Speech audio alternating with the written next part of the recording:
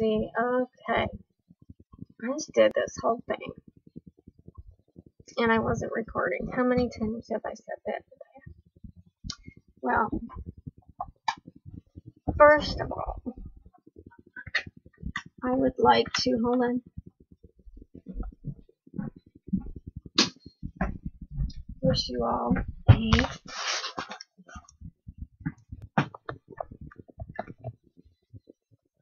Merry Christmas. Yes. Okay.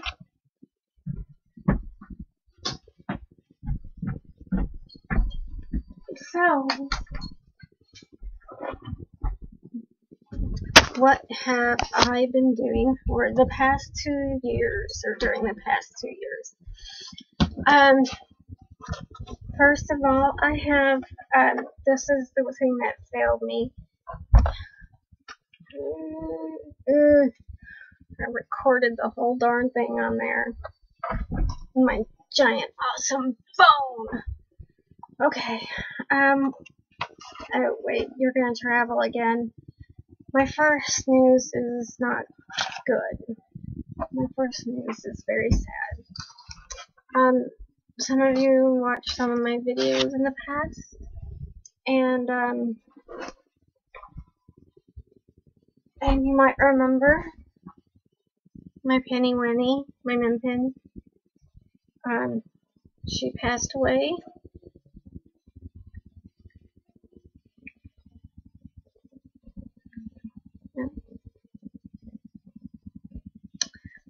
Year ago. It's been hard without her. She got me through so much, and I miss her terribly, and I still have times where I was absolutely needing her and wanting her to be right behind me, following me right behind me, and she was not there. I do have a new friend.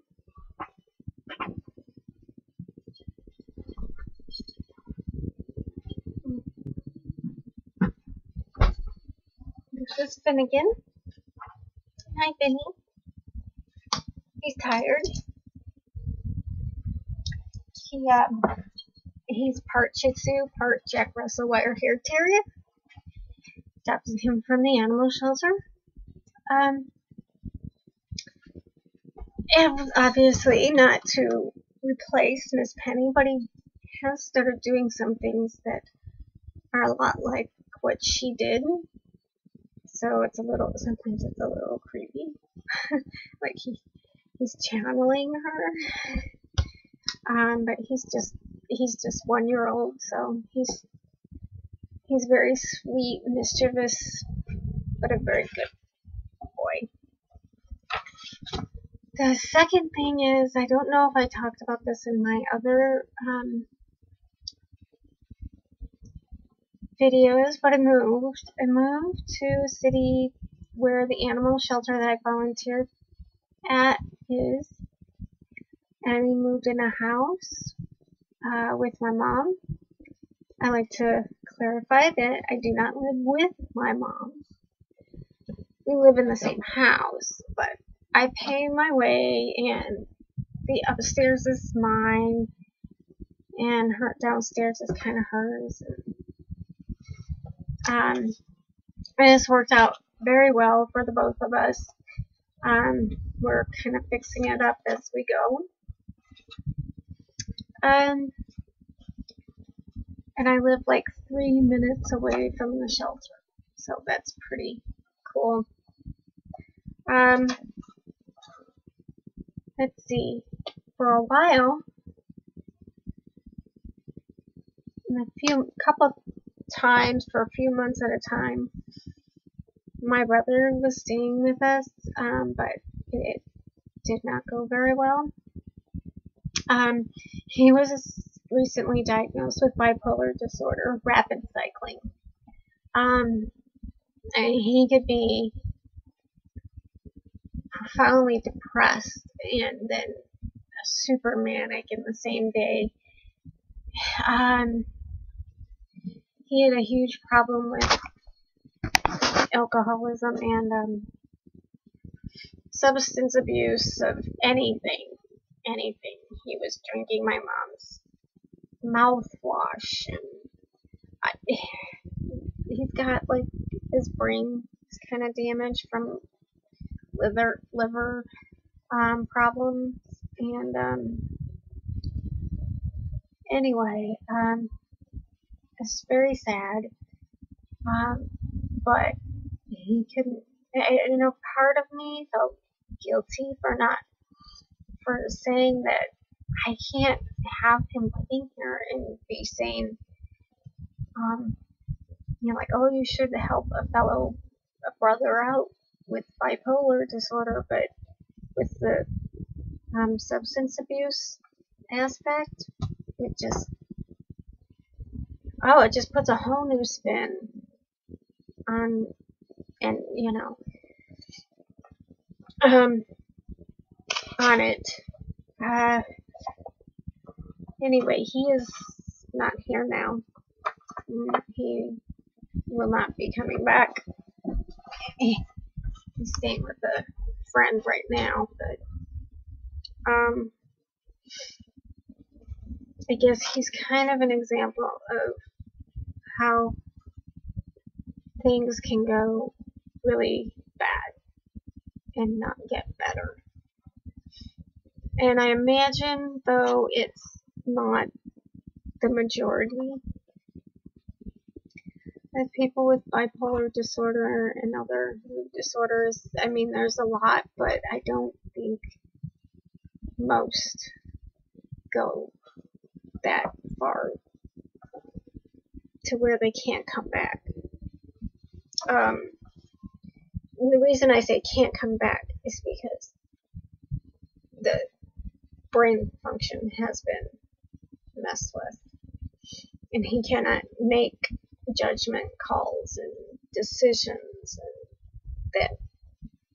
that make any sense because it's not working right. Anyway, it's not a temporary thing. It's permanent from the substances and whatnot.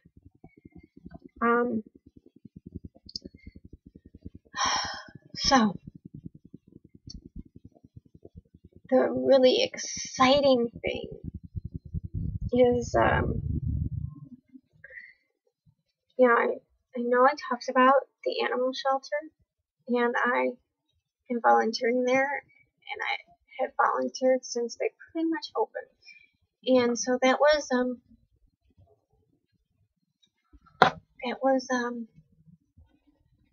like almost 4 years ago, and they were having an job opening recently, and I don't know if I wanted that job, but I wanted to get paid for. I wanted the job. I wanted what I was doing as a volunteer to be a paid job. And I was at my psychiatrist's office, and I was crying. I was whining pretty much, just like, no, I'm tired being the disabled volunteer. I want to be like everyone else. I want to have a job and work and be like an adult like everyone else, and blah, blah, blah. And she was quite frank and said, if you want something in life, nobody's just going to get up and give it to you. You have to ask for it. Anyway, so it was kind of a kick in the pants that I needed. And so I put in an application for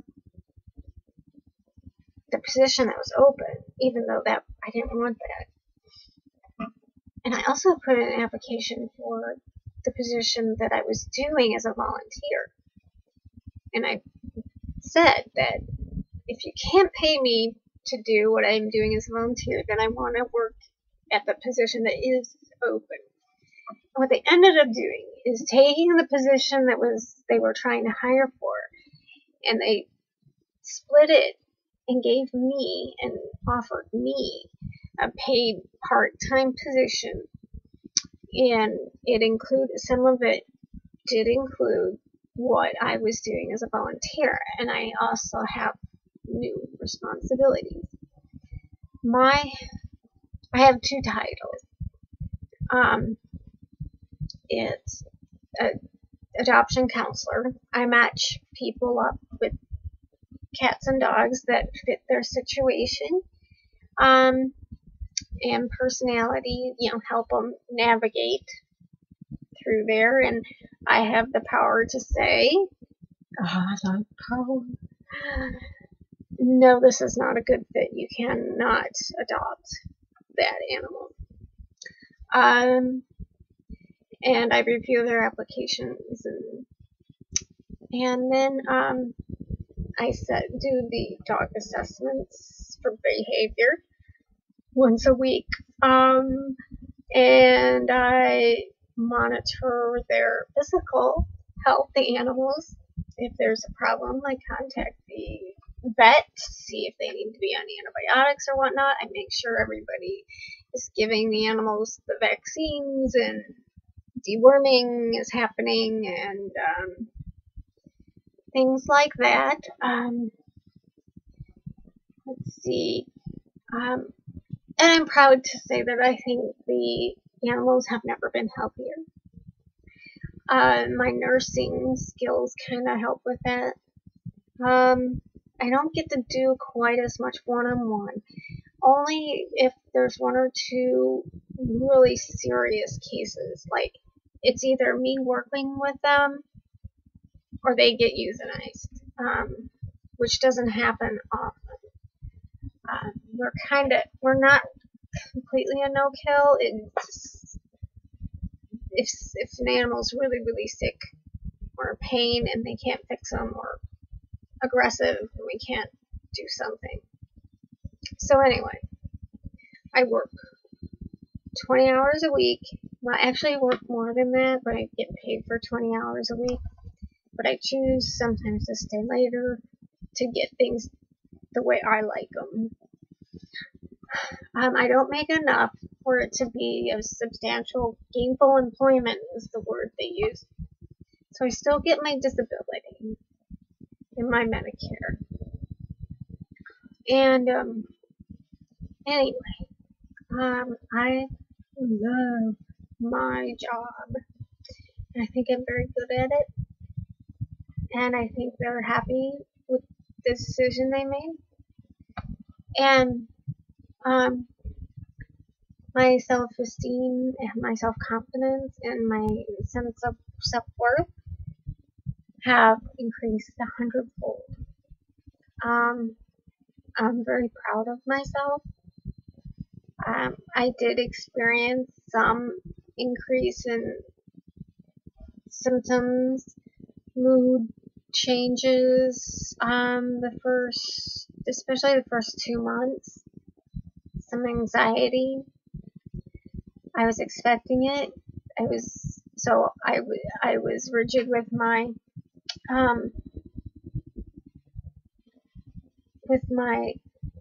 routines, so I knew that would be important. But I didn't have to change any of my medication. I found that my bipolar disorder anxiety problem takes up only a small part of my life now. It's like, it's small and I am now bigger. And whereas before I was small and my disorders were really big. So that is my wishes for you guys for New Year's, is for you to get bigger and your disorders to get smaller. And that's where, so, it does happen. You can get better. You can climb back up. Sometimes it takes longer than you would like. It took me I hadn't worked for 7 years, but in a good way of getting back in is volunteering. Or even if that's all you can do and you can't work, volunteering is important to give back. And I don't know, I never knew if I'd feel like this again. And I'm still just getting used to it. It's been about 5 months of this. Oh, I feel so good about who I am and what I'm doing. I feel productive and important in this world. And I hadn't felt that in a very long time since I've been in nursing, which was a long time ago. So that's where I am 2 years later. So Merry Christmas and Happy New Year.